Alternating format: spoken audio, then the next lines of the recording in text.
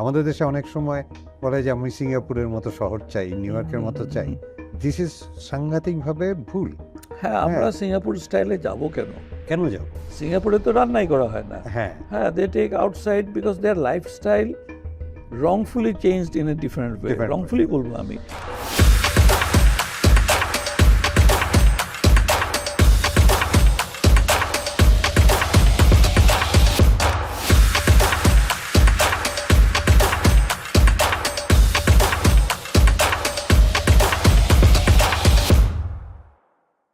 আসসালামু আলাইকুম সুধী মণ্ডলী, আপনাদের আর একবার আমাদের পডকাস্টে শুভেচ্ছা জানাচ্ছি এবং building tomorrow with ideas powered by BTI এই পডকাস্টে আজকের অতিথি আছেন আর্কিটেক্ট দেওয়ান শামসুল আরিফ।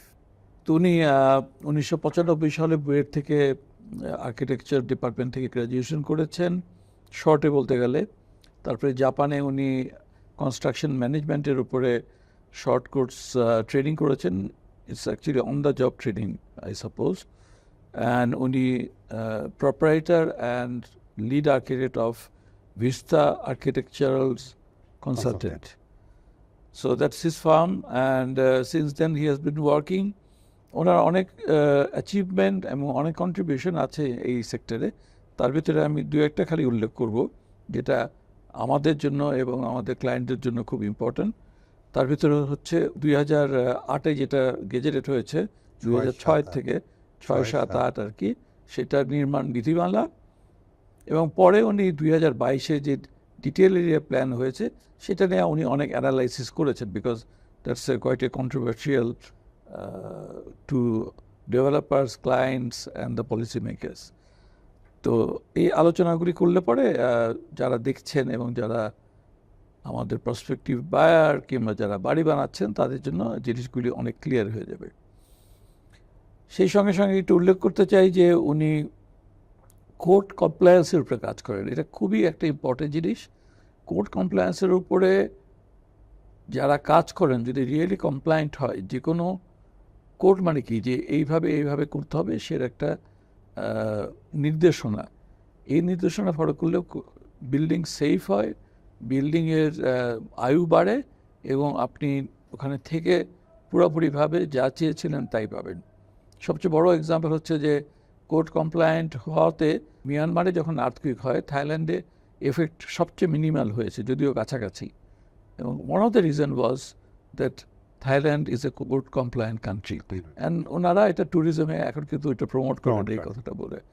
আর উল্লেখযোগ্য প্রজেক্টগুলির ভিতরে অনেকগুলি আছে, তার ভিতরে আমি আমার গ্র্যান্ড চিলড্রেন যেহেতু এখানে পড়ে, সো আমার যাওয়া হয় আগা খান স্কুলের, ওটি কোর্ট কমপ্লায়েন্ট করেছেন, যদিও ডিজাইন ওনার না কিন্তু কোর্ট কমপ্লায়েন্ট। রফিকের ডিজাইন এটা আর কি, রফিক নাজমের, but that's one of the very landmark schools. আমি মনে করি যে it's quite a landmark school.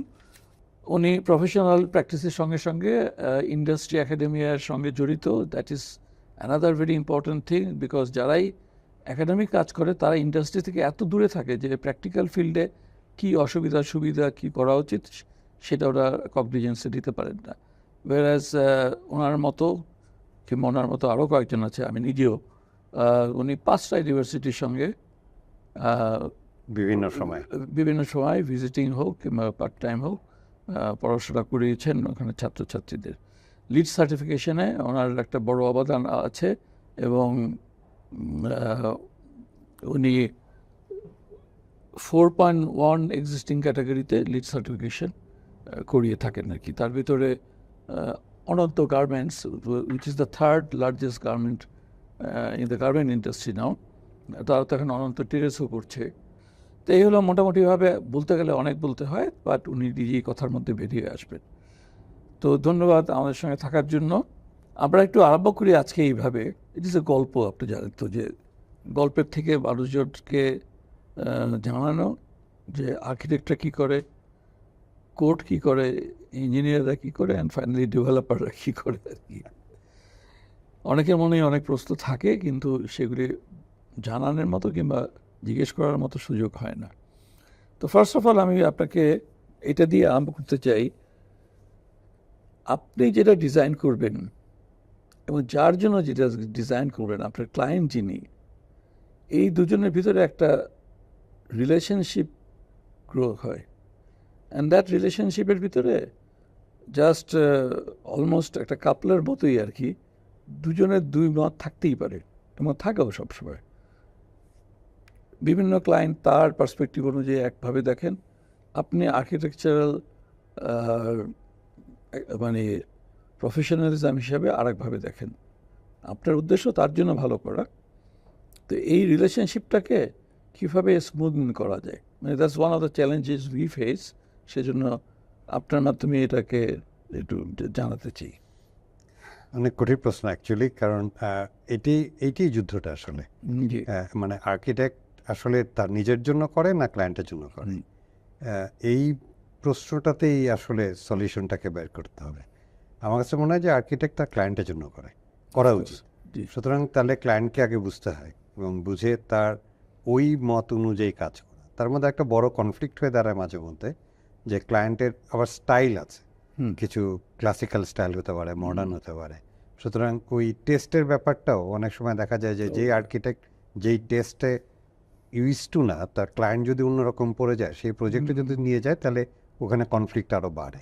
সুতরাং আর্কিটেক্টকেই প্রথমে ডিসাইড করতে হবে যে ওই ক্লায়েন্ট যে প্রোগ্রাম নিয়ে আসছে, whether is comfortable or not to design that thing.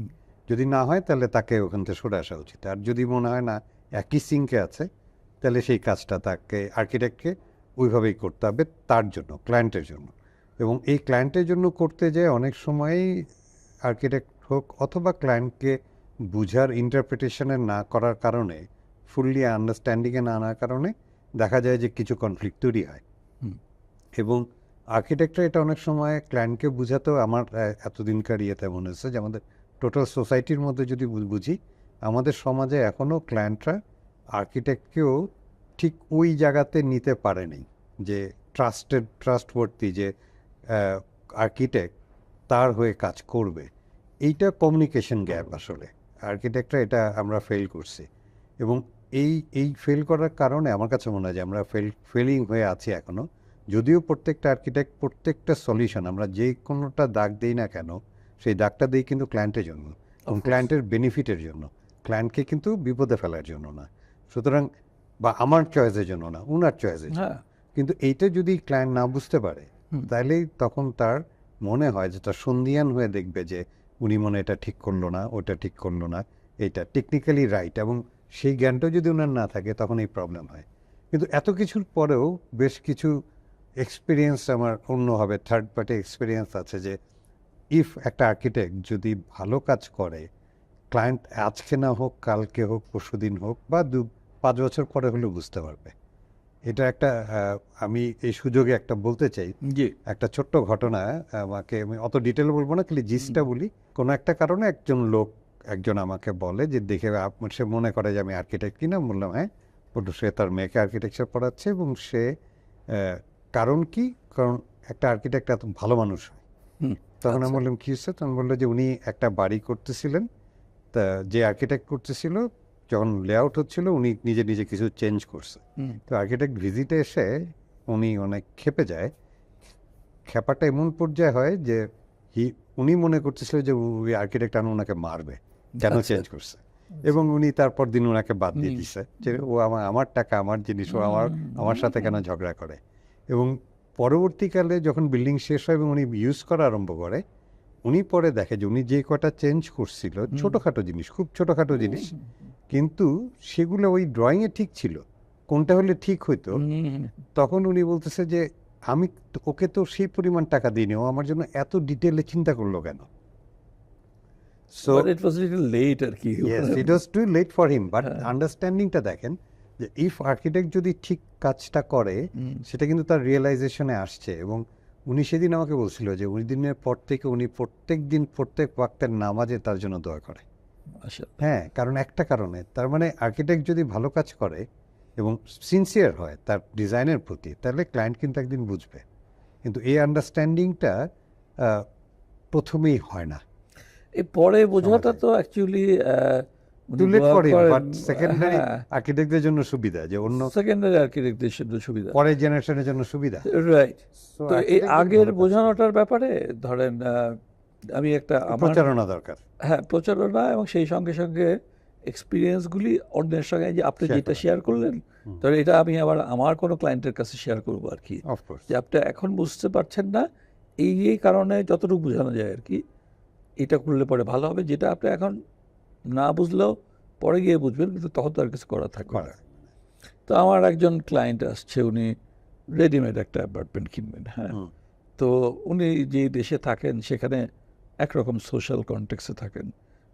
তো আসার পর ওনাকে যেটাই দেখাই সেখানে উনি যে জিনিসগুলি উনি বলতেছেন, যেরকম যে বেডরুম এত ছোট কেন, এত স্কোয়ার ফিট, বড় অনেক বড় স্কোয়ার ফিট, তখন 4000 স্কোয়ার ফিটের, কিন্তু ওনার কাছে বেডরুম ছোট লাগছে।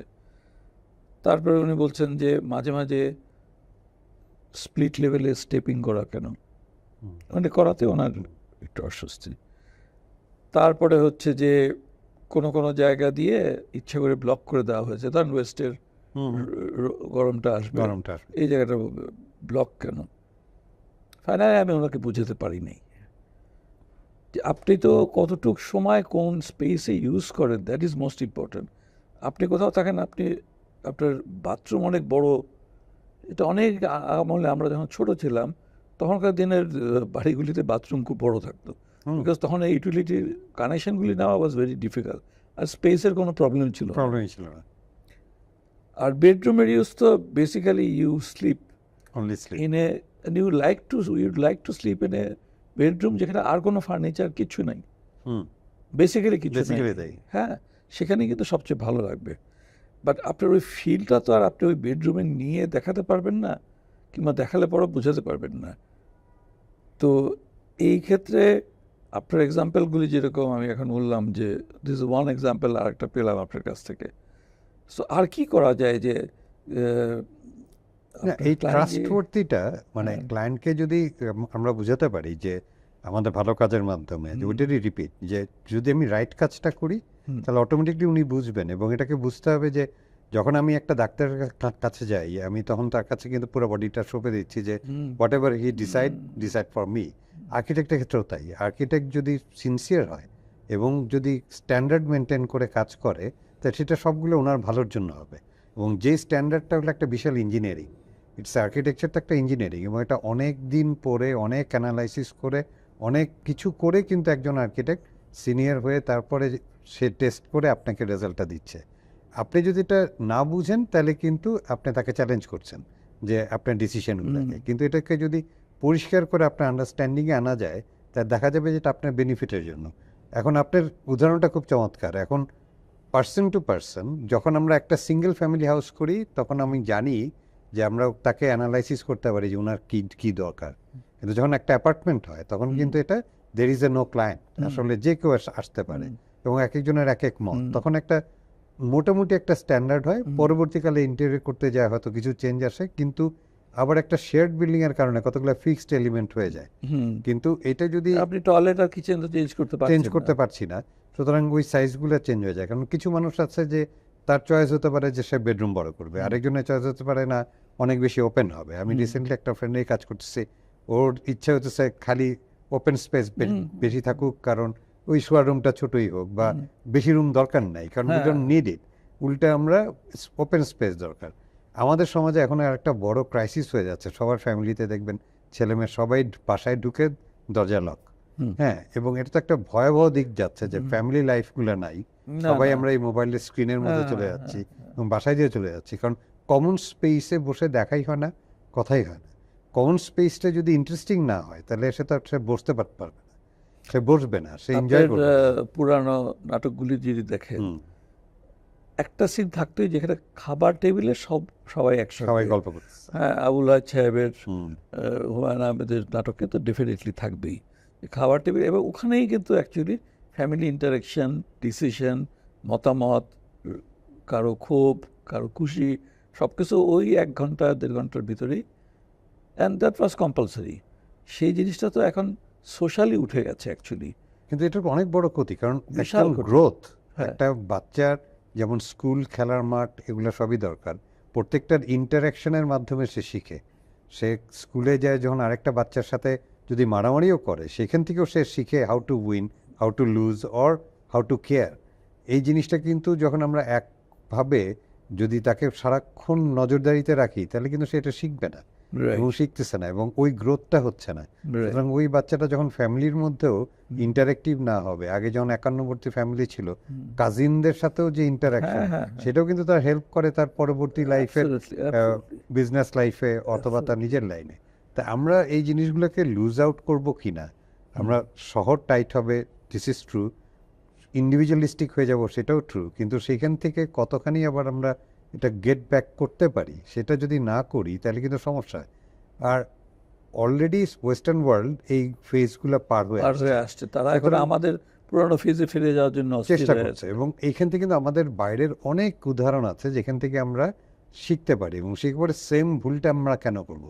আমাদের দেশে অনেক সময় বলে যে আমি সিঙ্গাপুরের মতো শহর চাই, নিউ ইয়র্কের মতো চাই। দিস ইজ সাংঘাতিকভাবে ভুল। হ্যাঁ, আমরা সিঙ্গাপুর স্টাইলে যাব কেন? কেন যাব? সিঙ্গাপুরে তো রান্নাই করা হয় না। হ্যাঁ, they take outside because their lifestyle wrongfully changed in a different way. wrongfully বলবো আমি, তারা ইকোনমিক্যালি, বা আমি যদি অন্যভাবে দেখি যে এটা রাইটফুল ট্রং থেকে ওদের যেই ভুলগুলো আছে, এগুলো তো এখন অ্যানালাইসিস করে আমরা জানতে পারি। ওয়েস্টার্ন ওয়ার্ল্ডেরও সিটির পর সিটি হয়ে গেছে কার বেসড, যাকে দেখা গেছে ওগুলো ফেইলুর। অস্ট্রেলিয়া, আমেরিকাতে প্রচুর উদাহরণ আছে, এবং ওই উদাহরণগুলো তো এখন সবাই আমরা জানি। তাহলে আমরা সেম মডিউল কেন নিব? সেম মডিউল কেন নিব? আরেকটা জিনিস হচ্ছে যে এই যে আমাদের একটা স্বকীয়তা আছে, আমরা নদীমাতৃক দেশ, প্রচুর পানি, জোয়ার ভাটা আছে, আমাদের নেচারও একটু সমস্যা আছে, আমরা খুব ইমোশনালি মুভ করি, আবার ব্যাকলগে যাই, কিন্তু আমাদের ডেন্সিটি ইজ ভেরি হাই। এবং পৃথিবীর, আমার মানে ডাটাটা আমার নাই, কিন্তু কাছে নাই, কিন্তু অনেকদিন আগে আমি দেখছিলাম যে আমাদের ল্যান্ডমাস, মানে টোটাল দেশের ল্যান্ডমাসের সাথে পপুলেশনের যে ডিস্ট্রিবিউশন, সেটা মনে হয় ওয়ার্ল্ডের আমরাই হায়েস্ট হবো।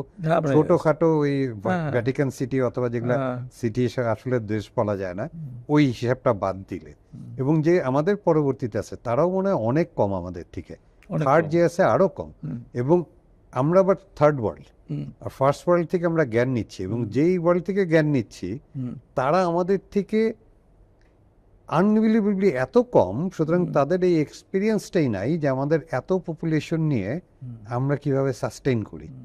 হ্যাঁ, এই যেই কারণে আমাদের যখন বন্যা হয় তখন দেখা যায় যে যার বাসায় অল্প একটু জমি উঁচা, সবাই ওখানে চলে গেছে, এবং বাড়ির মালিক সেটা ওয়েলকাম করছে। আর যেখানে পৃথিবীর অন্য জায়গায় দেখা গেছে যে উল্টা তারা গুলি করে মেরে ফেলছে, আমার জমিতে ঢুকছে কেন? হ্যাঁ, তা আমাদের নেচারটা কিন্তু ডিফারেন্ট। আমরা অনেক ডেন্সলি থাকতেও পারি, এবং এটা আমাদের থাকতেও হবে, আমাদের ল্যান্ডমাস বাড়বে না। সুতরাং আমাদের খাদ্য নিরাপত্তার জন্য হোক আর অন্যান্য কাজের জন্য হোক, টোটাল ল্যান্ডটাকে নিয়ে চিন্তা করতে হবে। আমরা চাইলেই আমরা স্প্রেড আউট করতে পারবো না, বা স্প্রেড আউটটা কতখানি করব, কতখানি সায়েন্টিফিক্যালি আমরা উই ক্যান বিল্ড করে থাকতে পারি, সেই জিনিসগুলো আনতে হবে। এবং ওই জিনিসের মধ্যে প্রত্যেকটা হিউম্যান টাচই আনতে হবে। ফ্যামিলি লাইফ মেনটেন করতে হবে, কমিউনিটি লাইফ মেনটেন করতে হবে। ছোটবেলায় আপনিও যেখানে বড় হয়েছেন, যদি ঢাকা, এখন পাড়া বলে একটা ব্যাপার ছিল, এই পাড়ার ছেলে ওই পাড়ার ছেলে, তাই না? পাড়ার ছেলে ছিল। এখন কোনো ছেলেকে পাড়ার গল্প বলতেই পারবেন না, ও বুঝবেই না। ও বিল্ডিংও, একই বিল্ডিংয়ে যদি আজকে 50টা ফ্যামিলি থাকে, সেটা আমাদের একটা পাড়ার সমান প্রায়, তাই না? এবং সেইটার যে ইন্টারাকশন এই বিল্ডিংও যদি আমরা আনতে পারি, হোয়াই নট? সেই জন্য তো ওই বিকেএ থেকে আমরা নতুন না মানে রিসেন্টলি একটা প্রোগ্রাম গত 2-3 বছর ধরে চালু করেছি। হ্যান্ড ওভারের পরপরই আমরা একটা নো ইয়োর নেবার করি। নো ইয়োর নেবার না করলে পরে দেখা যায় যে ওই পাড়া কনসেপ্ট না হোক, অ্যাটলিস্ট কে আছে, কে কি করে, কে আসবে যাবে, অ্যাটলিস্ট এইটুকু তো জানতে হবে। So know your over a dinner, ছোট্ট একটা অনুষ্ঠান করি, ওখানে কোনো বক্তৃতা কিংবা কিছু নাই, জাস্ট আলাপ করিয়ে যাওয়া, কে কোথায় থাকে, কে কী করে। I found it to be very very effective. কারণ আমরা কিন্তু সামাজিকভাবে আসলে অনেক একটা রিচ হেরিটেজ মেনটেন করি অ্যাজ এ বাংলাদেশি। হ্যাঁ, আপনার মসজিদে নামাজের জায়গা মানে অপ্রতুল হয়, রাস্তা পর্যন্ত চলে আসছে, ওকে, নোবডি মাইন্ডস, রাস্তা বন্ধ, তারপরে বৃষ্টি চলে আসতেছে। এখন লোকরা কোথায় যাবে? রাস্তা যারা পাশের বাড়ি পার্কিং খুলে দিচ্ছে। So this is spontaneous Interactive reaction আছে। of how welcoming we are hmm. in case of you need a person's assistance or help. হ্যাঁ, কেউ চায়ও নাই কিন্তু ওটা। না তো কাজেই এই পাড়া বললেন, আমি তো একদম পুরাপুরি পাড়ায় বড় হয়েছে, আর আই মিস দ্যাট পাড়া কনসেপ্ট। মানে ঈদের দিন মানে সব কয়েকটা বাসায় যাবে। ইন্টারেক্টিভ স্পেস ছিল, যে Absolutely. স্পেসে সবাই আমরা এনজয় করছি। একটা হোটেল ছিল, সকালে শুধু নাস্তা করতো, বিকালে শুধু পেঁয়াজু আর সিঙ্গারা করে, চা করে, রাতের খাওয়া করে না। মানে অনেকগুলো ইন্টারেক্টিভ না হলে তো এই জিনিসটা হয় না। True. ছোট একটা মাঠ ছিল যেখানে সিনিয়র জুনিয়র সবাই এক জায়গায় খেলতেছে। হ্যাঁ, Absolutely. এই যে ইন্টারাকশন গুলো, এই ইন্টারাকশন স্পেস গুলোকেও আমরা কিন্তু আজকে হাই ডেন্সিটি বিল্ডিং ও আনতে পারি যদি আমরা চাই, এবং সবাই মিলে যদি এটাকে উদ্যোগ নিয়ে আমরা এই কাজগুলো করতে পারি। জি। আমাদের ওই জায়গাগুলোতে বুঝতে হবে যে ওটা আসলে আমাদের কি দরকার। স্কোয়ার ফিট আমাদের দরকার না, না, এটা একটা রং আইডিয়া থাকে। আইডিয়াটা অ্যাবসলিউটলি, আইডিয়াটা রং। স্কোয়ার ফিটের থেকে আপনি বাসা থেকে বেরোয় কি কি পাচ্ছেন উইদিন ইয়োর গেট, গেটেড কমিউনিটির ভিতরে, হ্যাঁ, সেটাই হলো সবচেয়ে বা বড় বাসার কথা। ভিতরেও কি বা পাচ্ছেন, বাসার কি ভিতরেও পরিমাণ কি লাইট পাচ্ছেন। ভেন্টিলেশন কি হ্যাঁ, পাচ্ছেন। হ্যাঁ। আপনার মানসিক গ্রোথের জন্য light is a very important issue. Absolutely. হ্যাঁ, এখন আপনি যদি লাইটই দেখেন না, সারাদিনের আকাশের যে চেঞ্জ, যে সূর্যের আলোর যে চেঞ্জ হয়, তার সাথে তো মানুষের মেন্টাল গ্রোথও তৈরি হয়। সুতরাং দেখা যায় যে অনেকের বাসায় সকাল থেকে সন্ধ্যার সময় কোন ফাঁকে বাইরে বৃষ্টি হয়ে গেছে সেটাও দেখে না, তো সেটাও তো করা যাবে না, আবার হিটও করা যাবে না। মাঝে মাঝে এরকম বোকা বনতে হয়, বুঝলেন। আমি একবার ব্যাংকক গেলাম, রাত 3টার সময় চেক ইন করেছি হোটেলে। তো আমি বললাম যে not very expensive hotel, mediocre hotel. তো বললো যে, আমি বললাম যে আমার এরকম একটা রুম দিও, আমি যাতে সকালের সূর্যটা ওটা দেখতে পাই। তো বললো যে হ্যাঁ হ্যাঁ, থাইরা তো জানে যে অর্ধেক কথা বোঝা যায়, অর্ধেক বোঝা যায় না। তো আমি দেখি যখন সকাল হচ্ছে তখন দেখি যে একদম ঝকঝক করতেছে পর্দার ওদিকে। আমি আর পর্দা সরিয়ে দেখিনি। তারপরে আবার যখন তারপরে তো বাইরেই ছিলাম, ফিরে আসার পরে দেখলাম ওইটা একটু ডিম হয়ে গেছে এবং সূর্য যাচ্ছে। বিল্ডিং এর, যেহেতু আমি নিজে এই লাইনের, বিল্ডিং এর সেট আপ থেকে, Artificial. হ্যাঁ আর্টিফিশিয়াল, আমি তো এখান দিয়ে তো এই ধরনের Light আসার আলো কথা না। আসার কথা না। তারপরে পর্দা আবার সরানো যায় না, বুঝছেন, ক্লিপ করা। Clip করা। হ্যাঁ, ক্লিপ টিপ খুলে সরাই দেখি যে ওদিক থেকে ফুল লাইটিং করা, টাইমার দিয়ে, বুঝছেন। টাইমার দিয়ে। হ্যাঁ, ওটা আস্তে আস্তে ডিম হয়, আবার আস্তে আস্তে ব্রাইট হয়। তারপর আমার রাগ হয় নাই, কিন্তু okay, they could give us, give me ambience দেওয়ার চেষ্টা করছে। অ্যাম্বিয়েন্স দেওয়ার চেষ্টা তো করছে অ্যাটলিস্ট। কামিং ব্যাক টু আপনার একটু আগেই আপনি ডেন্সিটির কথা বলছিলেন, অর্থাৎ পপুলেশন ডেন্সিটি, আমরা যেটাকে জনঘনত্ব বলি আর কি। এটার one of the measurement is person per acre. সেখান থেকে চলে আসে মানে যেটা ধরা আছে যে 3.93 is a fraction number, like 4% is a family. So একটা ফ্যামিলি কত কাঠা জমির ভিতরে একটা ফ্যামিলি থাকবে, সেটাকে একটা ইউনিটে নিয়ে আসা হয়েছে রিসেন্টলি ডিটেল এরিয়া প্ল্যানে। জাস্ট দর্শকের জন্য বলছি আর কি, যে total construction area divided by the total land area, এটাই হলো ratio. It has got no unit because it's a ratio. সেটা ওই রুলের ভিতরে দিয়ে দেওয়া হচ্ছে, এবং ওটা যদি হয়, ধরেন কথা বলতে বলছি 5, আর ল্যান্ড এরিয়া যদি হয় 5 কাঠা, 5 কাঠা ইজ 3,600 স্কোয়ার ফিট। তো 3,600 ইন্টু 5 করলে যা আসে 16,500 মতো, এটাই আপনি টোটাল বানাতে পারবেন। এবং এটা জমির আয়তন এবং সামনের রাস্তার প্রশস্ততা, এই দুটার উপরে নির্ভর করে ফাইনালি আপনারা 2008-এ গিয়ে এটা গেজেটেড করলেন, যেটার পরে একটা বিশাল পজিটিভ এফেক্ট দেখা গেল। কারণ মানুষজনকে এমজিসিটা আসছে, এখানে ম্যাক্সিমাম গ্রাউন্ড কভারেজ আবার এর বেশি হতে পারবে না। বড় জমি হলে পরে 50%, আমি তো একদম জেনারেলাইজ বলছি, ছোট জমি হলে রিলেটিভলি 40%। তাতে করে খুব একটা ভালো এফেক্ট দেখা গেল। সেটা হলো যে সামনে আপনি কিছুটুকু বাগানের জায়গা রাখতে পারছেন, লাইট ভেন্টিলেশন, কোয়ালিটিটা improve, total quality of the building. But ওদিকে আপনি হাই রেজে যাচ্ছেন, বিকজ আপনার টোটাল এরিয়া তো বলা আছে, ওটা তো আপনি ইউটিলাইজ করতে হবে। সো আপনার ম্যাক্সিমাম গ্রাউন্ড এরিয়া বলা আছে 50% ছাড়তে হবে, আপনি 60%ই ছাড়লেন, কিন্তু উপরের দিকে যেতে পারছেন। তো সেই জন্যই কিন্তু সেই বিল্ডিংগুলি became pretty attractive comparing to 96 buildings. তো the issue came in the later years, তো 2008 থেকে তারপরে তো প্রায় কয়েক বছর চললো আর কি। তো এই কয়েক বছরে দেখা গেল যে ধরনেরই এলাকা হোক, সেখানে জনঘনত্ব এক এক এলাকায় এক এক রকম। সো সেখানে জনঘনত্ব যাই হোক না কেন, সেখানে বাড়ি ঠিকই উঁচা হয়ে যাচ্ছে, রাস্তার কিন্তু প্রশস্ততা একটা ডিফাইন করা আছে, কিন্তু যেহেতু বাড়ি উঁচু হচ্ছে, গাড়ির সংখ্যা বাড়তেছে, অন্যান্য যানবাহনের সংখ্যা বাড়ছে, এবং ইউটিলিটি কানেক্ট যেগুলি লোড নেওয়ার কথা, পার্টিকুলার ইলেকট্রিসিটি আর পানি, সেগুলি নিয়ে বারবার করে এগুলি রিনিউ করতে হচ্ছে। তখন যারা বিজ্ঞ লোকজন আছেন, তারা আবার, বিশেষ করে প্ল্যানাররা এবং আর্কিটেক্টরা, ইঞ্জিনিয়াররা, তো ডেফিনেটলি ইঞ্জিনিয়ারিং থেকেই আর্কিটেকচার আসছে, আর্কিটেকচার থেকেই প্ল্যানিং আসছে, তো বেসিক কিন্তু ইঞ্জিনিয়ারিং অ্যাকচুয়ালি। হ্যাঁ, ডেফিনেটলি। তো এটা অনেকে ভুলে যান আর কি। Very social engineering. Very social engineering, absolutely social absolutely. Absolutely. তো ওনারা এই নতুন ডিটেল এরিয়া প্ল্যান অগাস্ট 2022-এ যেটা দেওয়া হলো, সেখানে এই FAR যেটা, সেটার মান দুইভাবে ডিটারমাইন করতে থাকলেন। একটা হলো যে এলাকা ভিত্তিক ঘনত্ব কত, ডেন্সিটি কত, সে তার উপরে ডিপেন্ড করে FAR আসছে, ম্যাথমেটিক্যাল ফর্মুলা অটোমেটিক্যালি চলে আসে। আর রাস্তা কতখানি, সেইটা, এই দুটার ভিতরে কম যেটা, সেটাই হবে আপনার FAR। সো ইউজুয়ালি কম এলাকা ভিত্তিকটাই ওনারা মান যেভাবে দিয়েছেন, এবং ওনারা মানটা এনেছেন কোথা থেকে, যে ওই ওয়ার্ডে পার্টিকুলারলি জনসংখ্যা কত এবং এরিয়া কতখানি ওই ওয়ার্ডে, উইচ ইজ প্রিটি সাইন্টিফিক এবং র্যাশনাল। বাট এই র্যাশনালিটির ভিতরেও কিছু শুভঙ্করের ফাঁকি রয়ে গিয়েছিল, বিকজ এখনও আছে, বিকজ যেখানে যে এলাকা ধরা হয়েছে, সেখানে নন অ্যাপ্রুভড বসবাস যারা করছে বাড়িতে, নন অ্যাপ্রুভড বলতে মানে যেটা কোনো ইয়ে নাই, মানে ইলিগাল বিল্ডিং, সেই জনসংখ্যাগুলি ধরা হয়নি।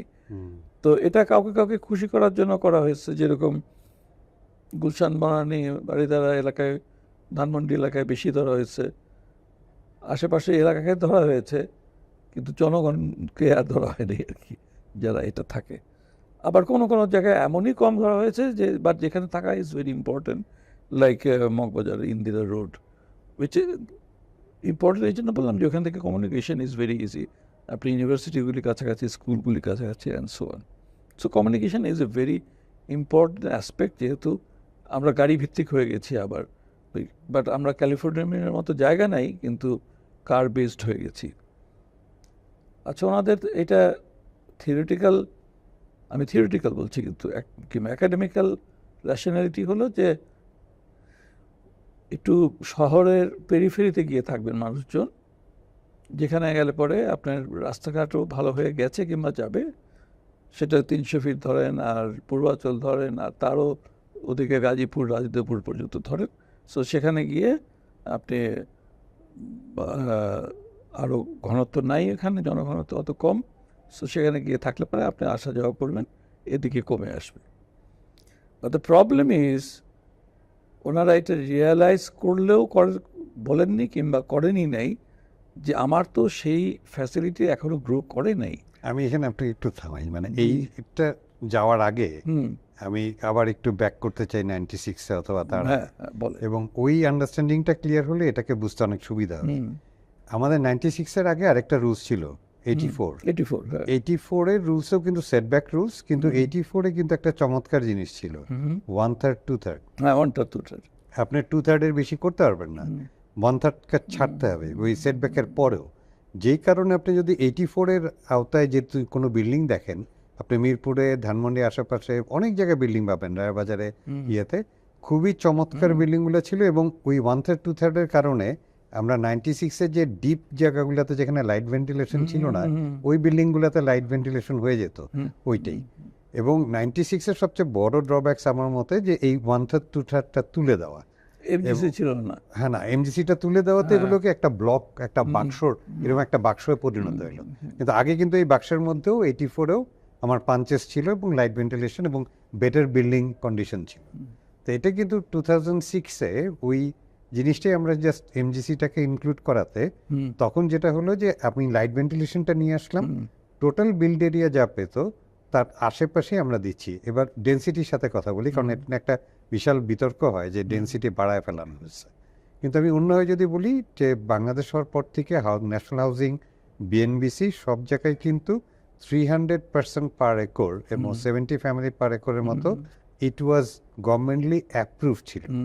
সুতরাং আপনি স্বাধীনের পর থেকে টানা 300% ইন জেনারেল সব জায়গার জন্য ধরে আপনি অলরেডি বিল্ড আপ হয়ে গেছে, এবং এইটার অনুযায়ী অলরেডি আপনার ইকোনমি রান হয়ে গেছে। একজন মানুষ ইনভেস্ট করে একটা ল্যান্ড কিনছে, কারণ হচ্ছে উনি 300% পার একর পাবে হিসাব করে।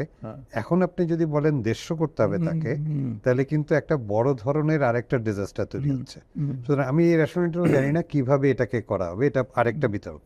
কিন্তু যেটা আমি বলতে যাচ্ছিলাম যে 84-এ যেটা এমজিসি ছিল না, 96-এ এটা ছিল, 96-এ উঠে যাওয়াতে আবার 2006-এ ওটারই আরেকটা ফরম্যাটে এবং বিল্ড এরিয়াটা সোজা রেখে একটা বিল্ডিংটাকে সুন্দর করে একটা রোডের ভিত্তিতে, রোড যদি না থাকে এরিয়ার ভিত্তিতে একটা কম্বিনেশন করে প্লট এরিয়া, কিন্তু একটা ইন জেনারেল একটা ফার্ট দেওয়া হয় সারা ঢাকা শহরের জন্য। কিন্তু এখানে বলা ছিল কিন্তু যে ড্যাপে যখন আমাদের এরিয়া ভিত্তিক আসবে, এরিয়া ভিত্তিক ভাবে এই ফার ভ্যালু চেঞ্জ হবে বেসড অন দ্যাট ফ্যাসিলিটিস, এবং এটা চেঞ্জ হওয়ার কথা, যেটা আনফর্চুনেটলি 2010-এর ড্যাপে আমরা ওটার রিফ্লেকশন পাই না, ওই 8-কে রেফার করে দেওয়া হয়, কারণ ওইটা ভালো কিছু বেরোয়নি। এখন 2022-এ এসে আমরা যেটা আমরাও চাচ্ছিলাম যে এলাকা ভিত্তিক আবার এই ফার্চার চেঞ্জ হবে, সেই চেঞ্জটাই আসবে, কিন্তু এই ট্রান্সফরমেশনটা কেমনে হবে এবং এই ডিস্ট্রিবিউশনটা কি হবে, এটা ইম্পর্টেন্ট। আপনি যতই দূরে যান না কেন, আপনি ট্রান্সপোর্ট বাড়াচ্ছেন, আবার আপনি ট্রান্সপোর্ট ইন করাচ্ছেন। আর আমি ভিতরে যদি আমি ধরেই নিই পুরান ঢাকায় বা ধানমন্ডি অথবা Gulshan, it's a build up area, এখানে এতগুলো মানুষ আছে, এখানে যে কয়টা ফ্যাসিলিটিস আছে সেই ফ্যাসিলিটিস কিন্তু ফিক্স, আমি নতুন করে আপনার কোনো ফ্যাসিলিটিস এখানে ইনজেক্ট করতে পারছেন না। সুতরাং এখানে আরো ফার ভ্যালু বাড়ানো মানে হচ্ছে তাহলে ডেন্সিটিটা কিভাবে কন্ট্রোল করবেন, এখানে 300 দিবেন না কত কমাবেন, এটা তো একটা বিশাল ক্যালকুলেশন থেকে আসবে। যারা ক্যালকুলেশন করছে তাদের হাতে হয়তো এটা আছে, কিন্তু এই রেশনালিটিটা আমি যদি চাই যে আমি গুলশানকে কমাতে চাই, সে আমরা ধরে নিলাম, ক্যালকুলেট করে দেখলাম যে আমরা অনেক বেশি করে ফেলতেছি, এটা ঠিক না। ইনফ্যাক্ট দিস ইজ ট্রু, কারণ গুলশানের যেই কারণে আপনি পরবর্তীকালে কিছু প্লট কমার্শিয়াল করলেন, মাস্টার প্ল্যানে যেগুলো ছিল রেসিডেন্সিয়াল, ওগুলো দুই একটা রাস্তাকে কমার্শিয়াল কনভার্ট করতে দিলেন। কেন দিলেন? কারণ এই ডিমান্ডটা তৈরি হচ্ছে। মানুষ যতক্ষণ না আসবে ততক্ষণ কিন্তু ডিমান্ড তৈরি হবে না। মানুষ তৈরি হলেই ডিমান্ড তৈরি হবে, এবং ডিমান্ড তৈরি হলেও আমরা দেখতে পাচ্ছি যত প্ল্যান্ড এরিয়া সব জায়গাতে কিন্তু মুদির দোকান থেকে আরম্ভ করে অফিস, আদালত, school, college, hospital, everything punch করে ঢুকে গেছে, কারণ ডিমান্ড তৈরি হচ্ছে, মানুষও তৈরি হচ্ছে, তখন কিন্তু ওই না রেসিডেন্সিয়াল প্লটই কনভার্ট হয়ে গেছে। তার মানে ডেন্সিটি কিন্তু কমতেছে। যদি আমি হিসাব করি 1000 প্লটে এতগুলা হইলে এত মানুষ হয়ে যাবে, আসলে তা না। এটা সময়ের কনটেক্সটে, সময়ের দাবিতে ওই জিনিসগুলো চেঞ্জ হচ্ছে। তার মানে যে কোনো প্ল্যানিং আমি দেই না কেন, এটা কিন্তু ফিক্সড প্ল্যানিং না, এটা অলওয়েজ প্ল্যানিং একটা বেসিক প্রিন্সিপাল দেওয়া হয়, দিয়ে ছাড়লে এবং ওটার রিয়াকশনে কি তৈরি হচ্ছে তখন অটোমেটিকলি চেঞ্জ হয়। যদি মনে করা হয় যে অনেকগুলো প্লটে রেসিডেন্স করে যখন ভাড়া পাবে না, তখন সে কিন্তু কমার্শিয়াল করে ফেলবে, বা যখন যেটা ডিমান্ড তৈরি হবে সেদিকে চলে যাবে। ফুটপাতের ডিমান্ড তৈরি হয় কিনা, কার্টের জিনিস তৈরি হচ্ছে কিনা, হ্যাঁ, ইকোনমির সাথে সাথে এটা রিলেট করবে। এটা তো ভেরি কমপ্লেক্স এবং সোশ্যাল সিনারিও। সো আমার কাছে মনে হয় যে এটা অঙ্ক দিয়ে ব্যাপারটা না, এটা চেঞ্জেবল। আপনি অঙ্ক দিয়ে বেসিকটা প্রথমে আনতে পারেন, বাট তারপরে হলো সোশ্যাল ইঞ্জিনিয়ারিং দিয়ে এটাকে তখন রেশনালাইজ করে তখন জিনিসটাকে আপনাকেও আপগ্রেড করতে হবে। আপনি যেই ভ্যালু দিয়ে দিয়েছিলেন যেই প্লটটাকে, হয়তো ওই প্লট থাকবে না, ওটা চেঞ্জ হয়ে যাবে। আর আপনি যত বেশি ডিসপার্স করবেন তত বেশি আপনি কমিউনিটি তৈরি করতেছেন। সুতরাং মিক্স জোনও তৈরি করা, এটাও একটা পজিটিভ থিং। মিক্স জোন তৈরি করে এটা বাইরের দেশেও আমার কাছে মনে হয়েছে যে আজকে ইউরোপিয়ান সিটিগুলা খুব successfully done, narrow road, but they are very successful, কারণ হচ্ছে ওদের ওই মিক্স সিনারিওটা আছে। হ্যাঁ, এই জন্য অনেক পুরানা শহরও এখন পর্যন্ত টিকে আছে এবং খুবই সুন্দরভাবে কাজ করে। এবং মাস ট্রানজিট সিস্টেম মানুষকে ট্রান্সপোর্ট করে যদি আমি মুভ করাতে পারি, তাহলেই কিন্তু আমি অনেক মানুষকে কনসেন্ট্রেট করে রাখতে পারি। যত কমিউটিং আমি কমাবো তত বেশি ইকোনমি হবে, তার জন্য সাস্টেনেবল হবে, আবার ওই ইন্টারাকশন হবে। ইন্টারাকশন স্পেসগুলো কতটুকু দিতে পারি, এটা একটা কমপ্লেক্সই না, কিন্তু এটা একটা থট প্রসেস। এই থট প্রসেসের মধ্যে থেকে আপনি করবেন না। ধরেন একটা জায়গায় যে বললেন যে দূরে আসলে চলে যাবো না, সবগুলো ইউনিভার্সিটি হবে, তাহলে আমাকে সবাইকে ওখানে যেতে হবে, আবার আসতে হবে। সেই সো এই ডিসবার্স প্ল্যানিং না কোন ইন্টারঅ্যাক্টিভ প্ল্যানিং আপনি করবেন, ভেরি ভেরি সো এইটা খুবই ইম্পর্টেন্ট যে আসলে শুধু উপর থেকে দেখা না, এটাকে টেস্ট করে করে বুঝে বুঝে, এই জন্য এরিয়া বেসড হওয়া উচিত। এবং আমি যদি মনে করি আজকে আমি গুলশান থেকে সরাতে চাই মানুষকে, তাহলে আমি কোথায় নিতে চাই? আমি এমন একটা জায়গা কমিউট করতে পারে মানুষ, সেখানেও কিন্তু গুলশানের মতো ফ্যাসিলিটিস দিলেই মানুষ যাবে, আদারওয়াইজ যাবে না। এবং সেখানে যদি আমি আবার বলি যে এখানে 300 ডেন্সিটি ওকে, ওখানে 150, তাহলে কিন্তু এই গুলশানের লোক ওখানে যাবে না। হ্যাঁ, যাবে না, কারণ হচ্ছে যে তারও তো ওখানে একটা কমিউনিটি দরকার, সব কিছু দরকার। অথবা ওই ফ্যাসিলিটিস হতে পারে, বা ওখানে কেন তৈরি করবে যে এই মানুষ ওখানে যাবে? ইকোনমি যদি সাস্টেইন না করে, আবার যখনই আমি কমাই দিব ল্যান্ড রেশিওর সাথে, যখন আমার বিল্ড ফর্ম কমে যাবে, তখন কিন্তু আমার এটা প্রাইস হাইক করবে।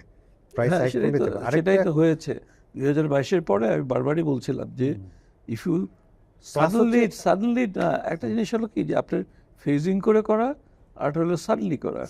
আর আপনি সাডেনলি যদি এটা করেন, এটা প্রাইস হাইক হতে বাধ্য। It is a normal economic concept, থিওরিও বলবো না।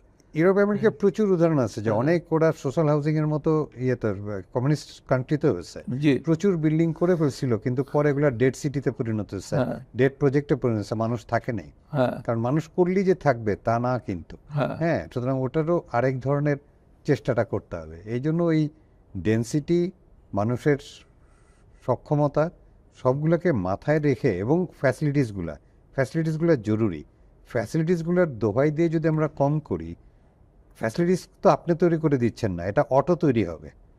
ধানমন্ডিতে যতগুলো স্কুল কলেজ এক্সট্রা হয়ে গেছে, এটা কিন্তু কেউ করে দেয়, এটা কিন্তু অটোমেটিকলি তৈরি হয়েছে, কারণ সিটিতে এটা প্রয়োজন ছিল তাই। হ্যাঁ, এবং তারা জোর করে করে ফেলছে।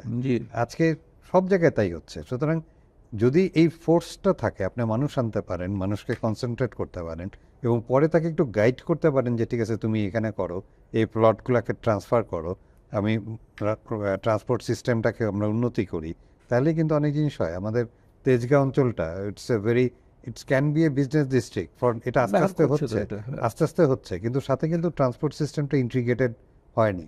হাতির ঝিলের প্রজেক্টটাও আপনার ওটার রাস্তার যে প্রবলেম হবে সেটাকেও অ্যাড্রেস করা হয় না, এখনো হয়নি। মানে কিন্তু এটাকে কিন্তু করতে হবে। হাতির ঝিল করার সময় কোনো ধরনের এত বেশি ডিসরিগার্ড করা হয়েছে চারিদিকের কমিউনিকেশনকেও, শুধু একটা প্রজেক্ট করা হয়েছে, কিন্তু ইট ওয়াজ এ অ্যানাদার অপরচুনিটি ছিল যে টোটাল কমিউনিকেশনে এটা কি রোল প্লে করবে, হ্যাঁ, নর্থ অ্যান্ড সাউথের মধ্যে, তাহলেও জিনিসগুলো কিন্তু অ্যাবসলিউটলি চেঞ্জ হয়ে যেত।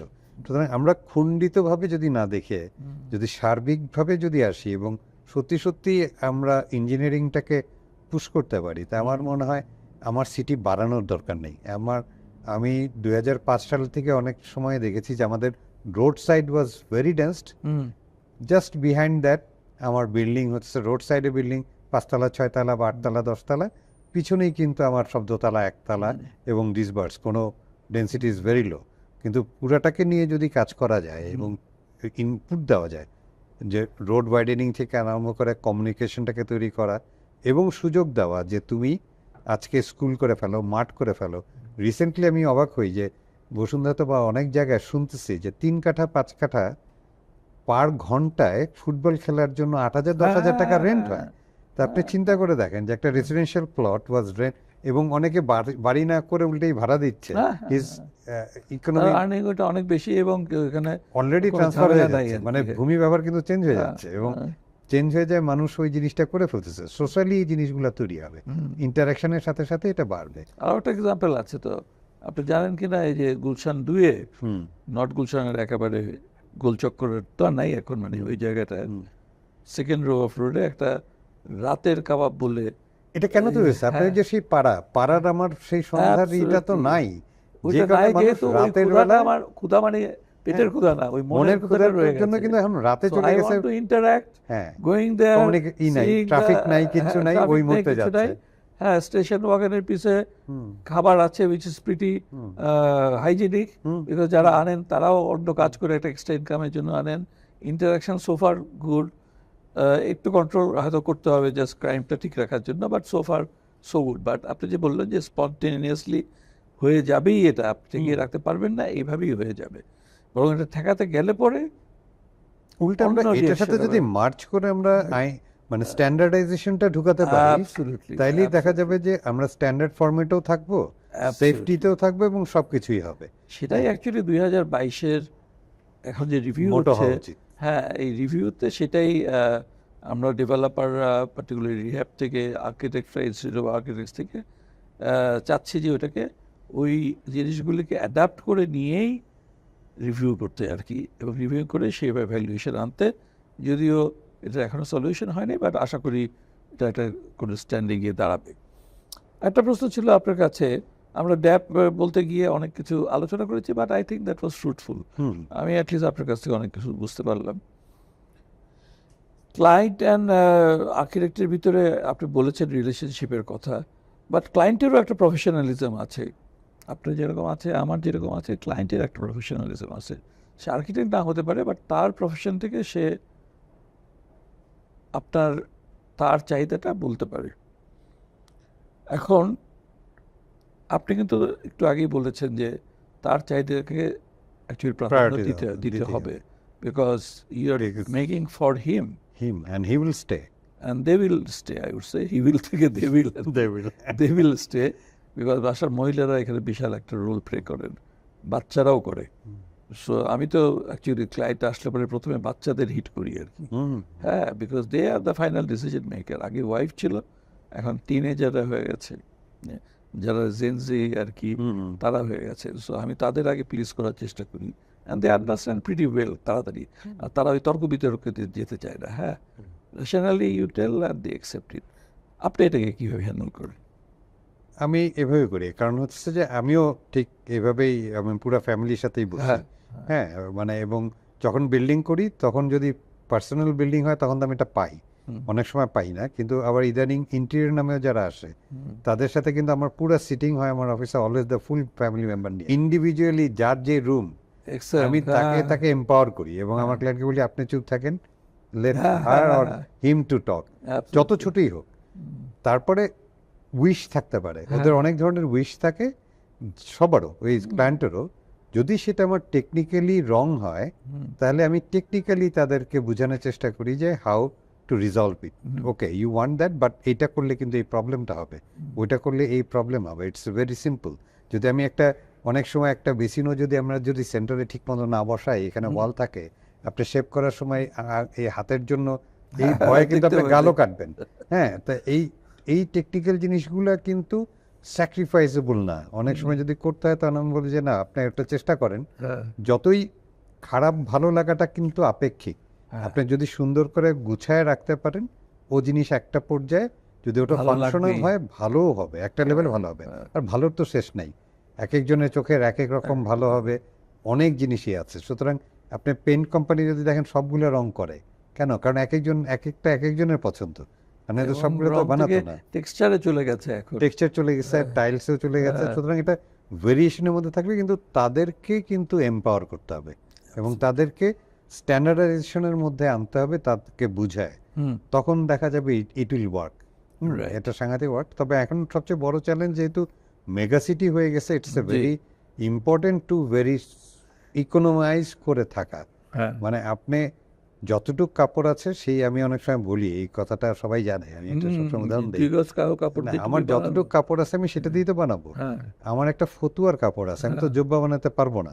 আমার 2000 স্কোয়ার ফিটও ইউনিট করতে পারি, 800 স্কোয়ার ফিট ইউনিটও মানুষ থাকে, 6000 স্কোয়ার ফিটেও থাকে, 10,000 স্কোয়ার ফিটও থাকে।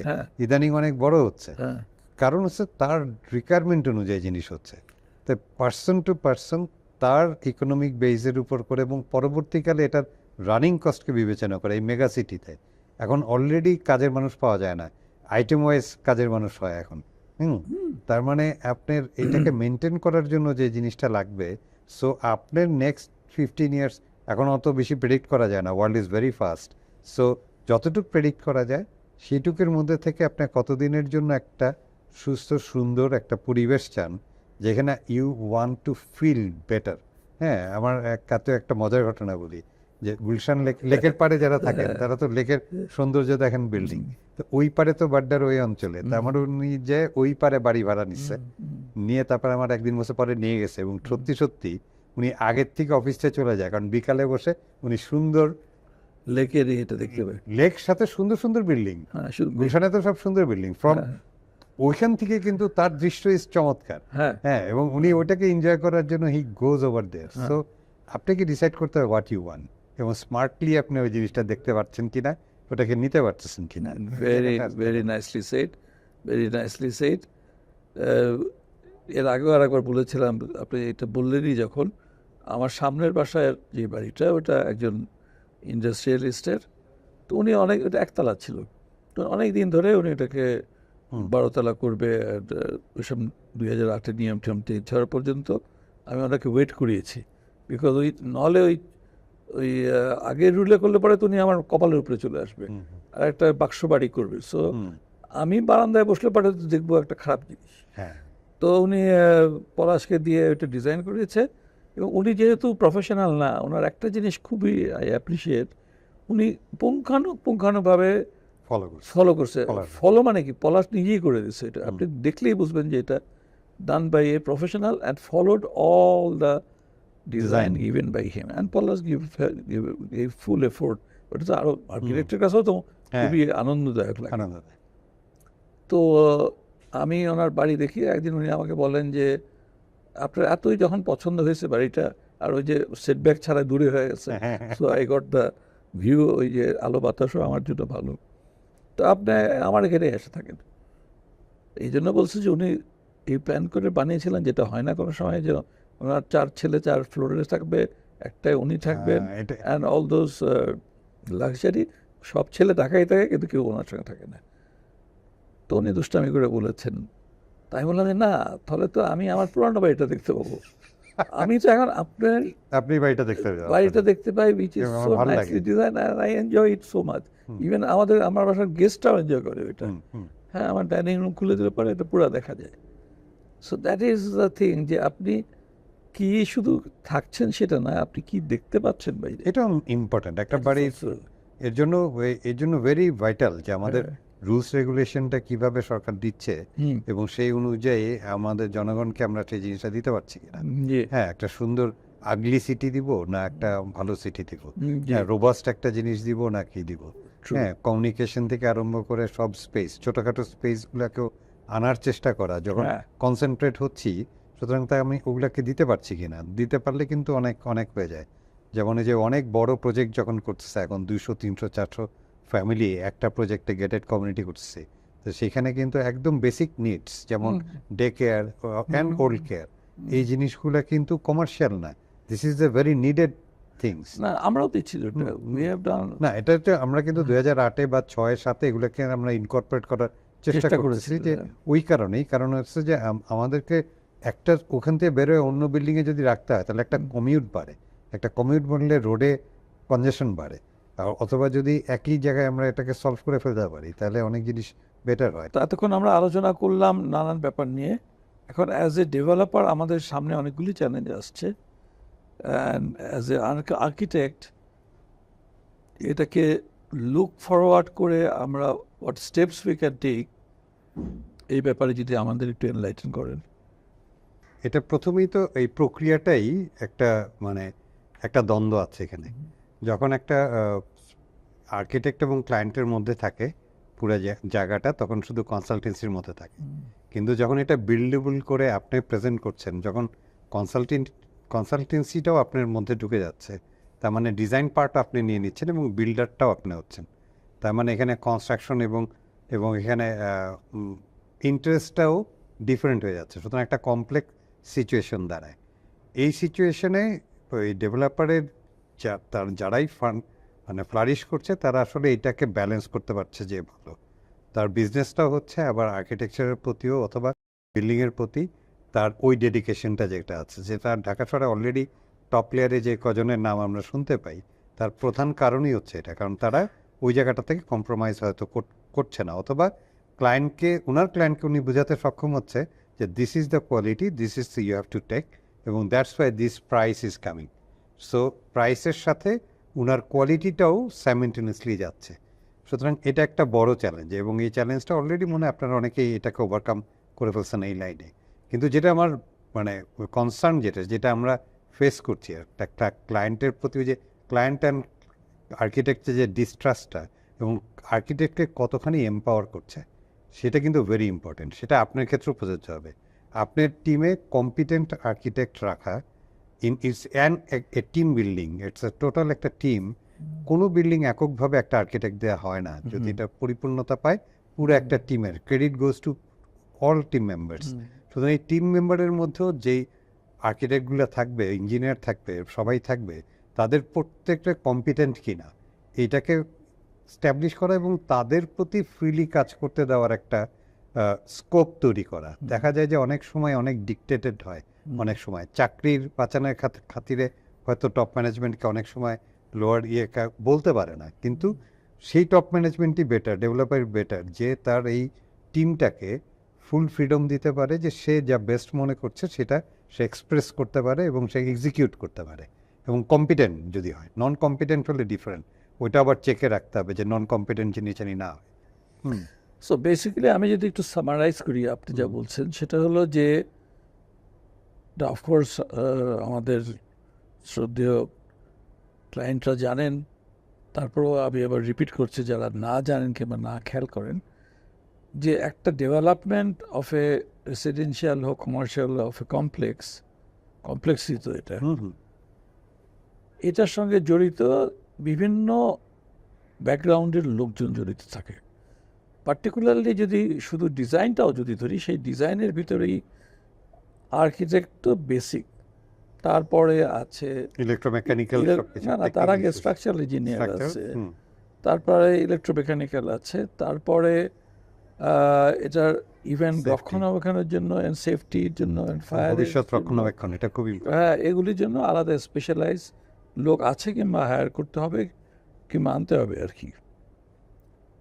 তো সেইটার ক্ষেত্রে আপনি নিজে as an architect what you are telling, যে বেসিকটা যদি ভালো হয়, অ্যাকচুয়ালি একজন ভালো আর্কিটেক্ট আসলে কিন্তু স্ট্রাকচারাল কনসেপ্ট তার ভালোই থাকে, কিন্তু সে নিজেই প্রথমে ঠিক করে নেয় যে how efficiently this will be optimal structure, কস্টের দিক দিয়ে, সেফটির দিক দিয়ে, অ্যান্ড কোডের দিক দিয়ে। Very correct. So what you are telling যে competent architect. Competent.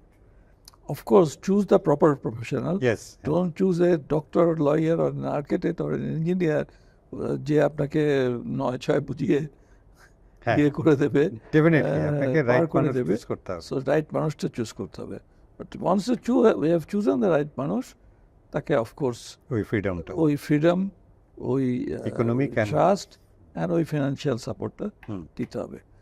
Thank you very much. Inshallah, we'll do that, and we'll continue to look forward and remain as the top leading, not only developer, we want to make BTA institute. Inshallah. This is also already an institute. আমরা অনেক কিছু করি absolutely কোনো কস্টের সঙ্গে ইয়েই নেই, নিজের pocket থেকে পয়সা দিয়ে, টু ডেলিভার নলেজ। হ্যাঁ, আমাদের থেকে বেরিয়ে গিয়ে আর অ্যাটলিস্ট 6টা কোম্পানি হয়ে গেছে এখন, বড় কোম্পানি। দ্যাটস এ সাকসেস আমরা মনে করি আমাদের জন্য। তো দেখা হবে আর একদিন। জি, থ্যাংক ইউ, ধন্যবাদ আপনাকে এবং দর্শকদেরকেও এত ধৈর্য সহকারে শোনার জন্য। জি, তো দর্শক মণ্ডলী, আমাদের building tomorrow with ideas powered by BTI এই এপিসোডের এখানেই সমাপ্ত বলছি, এবং আমাদের অতিথিকে অত্যন্ত ধন্যবাদ। আপনাদের সঙ্গে আবার দেখা হবে নেক্সট এপিসোডে অন্য কোনো স্বনামধন্য এবং আমাদের কাছে পরিচিত কিংবা কম পরিচিত এমন একজনকে, যার নাম এখন বলছি না, যার সঙ্গে কথা বলে আপনারা আরও খুশি হবেন এবং আমরা আরও এনলাইটেন হব। ধন্যবাদ আপনাকে।